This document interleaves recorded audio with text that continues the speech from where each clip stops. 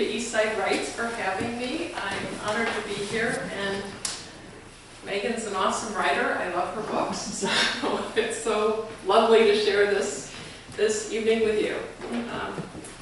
I am going to read from The Last of the Blacksmiths.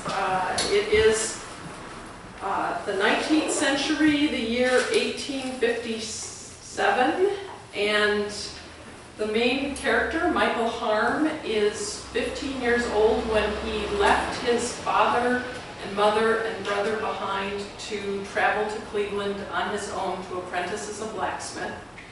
And when he arrived, he became a blacksmith apprentice in his uncle's wagon-making shop. His uncle was expecting the older brother, and he got the younger and smaller in stature brother, Michael Harm. And so the book is in first person, so when I'm reading, I'm Michael.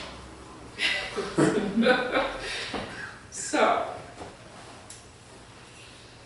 on my first morning as a blacksmith, my master proceeded to demonstrate my first task. Desperate to memorize every move he made, I watched him select a piece of iron from a pile and jam it into the fire. Moments later, he took a pair of long-handled tongs and pulled it out, glowing yellow. Laying the bit on the anvil, he gave it 4 well-placed hammer blows, then held it out to me for examination. "A nail," he said. As I looked on, my uncle made 2 more nails just the same, then handed me the hammer. "Small work for a small boy," he said, leaving me to the task. It looked simple enough, but I could barely grip the unforged iron from the fire with the tongs, let alone hold the hot metal in position on the anvil while hammering it. By the time I managed to get one in position, the yellow glow had cooled to a dull orange. With each attempt, my hands seemed to grow clumsier. Often I fumbled the iron so it fell to the ground. Eventually, the apprentice singly plodded over, hands on his hips, to glower at my labors. "You're wasting your time," he said. I gripped a bit of iron firmly in my tongs and poked it into the fire. "It's only my first day," Singly snorted. "There's a modern machine that cuts the nails. Herr Rockerly has no need of those nails and no need of you either." I pulled out the bit of iron and, as usual, the bright yellow glow slipped from my tongs. This time I dropped the tongs, too. As I danced my feet out of the way, Singly burst out laughing. The Jours stopped their work to stare, humiliated.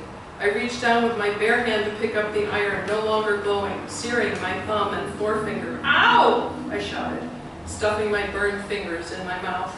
"Rockerly's won a prize with him," one of the men said. They all laughed.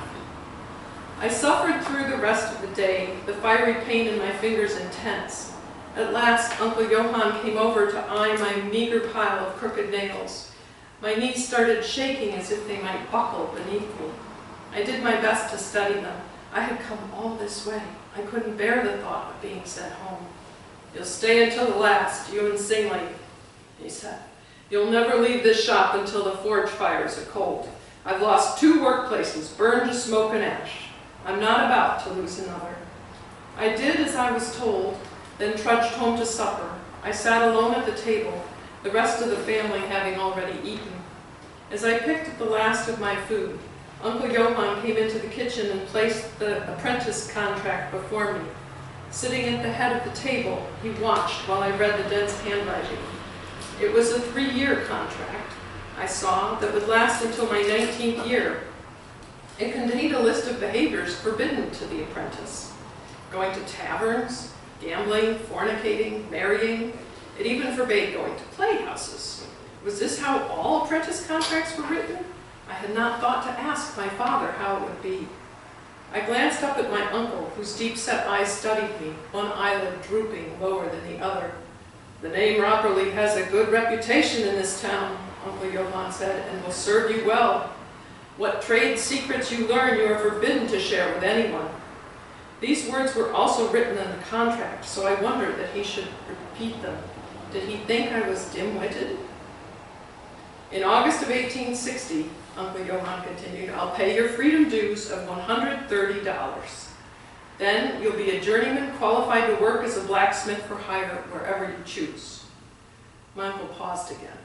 It occurred to me he might be having serious doubts about taking me on. That day I'd overheard talk in the smithy of fewer orders for wagons and carriages, of increased uncertainty about the savings banks. I told your father I needed an apprentice, Uncle Johann went on, wincing as he shifted the position of his wooden leg under the table, and so I'm good to my word.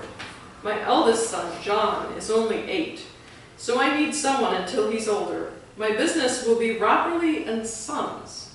I don't look for partners, and I won't abide loafers. You shirk your duties at your peril. Verstanden?